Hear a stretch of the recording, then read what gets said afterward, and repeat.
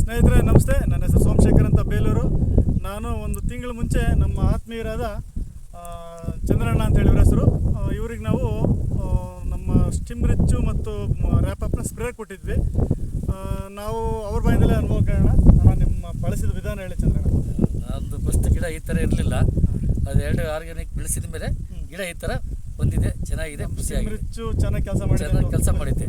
ಬೇರೆಯವರಿಗೆಲ್ಲ ಹೇಳಕ್ಕೆ ಇಷ್ಟಪಡ್ತೀನಿ. ಬೇರೆಯವರಿಗೆಲ್ಲ ತಗೊಂಡು ಬಳಸ್ಬೋದು, ಹೊಡಿಬೋದು. ನೋಡಿ ಹೆಂಗೆ ನಮ್ಮ ಜೊತೆ ನಮ್ಮ ಶಿವಣ್ಣ ಇದ್ದಾರೆ. ಶಿವಣ್ಣ ನಿಧಾನಕ್ಕೆ ಹೆಂಗೆ ಸ್ವಲ್ಪ ಬೆಳೆ ಎಲ್ಲ ತೋರಿಸಿ ನೋಡಿ. ನಮ್ಮ ಪ್ರಾಡಕ್ಟ್ಗಳಲ್ಲಿ ನಾವು ಸುಮ್ಮನೆ ಬಾಯಲ್ಲಿ ಹೇಳೋದಲ್ಲ, ಎಷ್ಟು ಅದ್ಭುತವಾದ ಪ್ರಾಡಕ್ಟ್ ಅನ್ನೋದಕ್ಕೆ ಈ ಬೆಳೆನೇ ಸಾಕ್ಷಿ.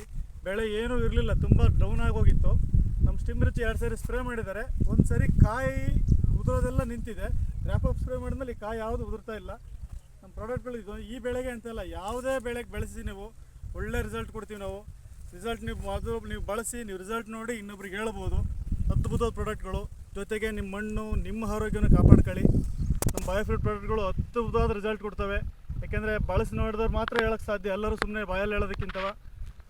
ನಾವು ಒಂದು ನಮ್ಮ ಕಾನ್ಸೆಪ್ಟ್ ಇದೆಯೋ ಸೇವ್ ಸಾಯಿಲ್ ಅನ್ನೋದು, ಇದೊಂದು ಕಾನ್ಸೆಪ್ಟ್ ಇಟ್ಕೊಂಡು ನಾವು ಮಾಡ್ತಿದ್ದೀವಿ. ಎಲ್ಲರೂ ಕೈ ಜೋಡಿಸಿ ಅಟ್ಲೀಸ್ಟ್ ಎನಿಕಾಸ್ಟು ಕೆಮಿಕಲ್ ಹಾವಳಿಯಿಂದೆಲ್ಲರೂ ತಪ್ಪಿಸ್ಕೊಳ್ಳೋಣ. ಮುಂದಕ್ಕೆ ಮಣ್ಣಲ್ಲಿ ಏನೂ ಬೆಳಿಲಾರದ ಪರಿಸ್ಥಿತಿ ಆಗೋಗಿದೆ.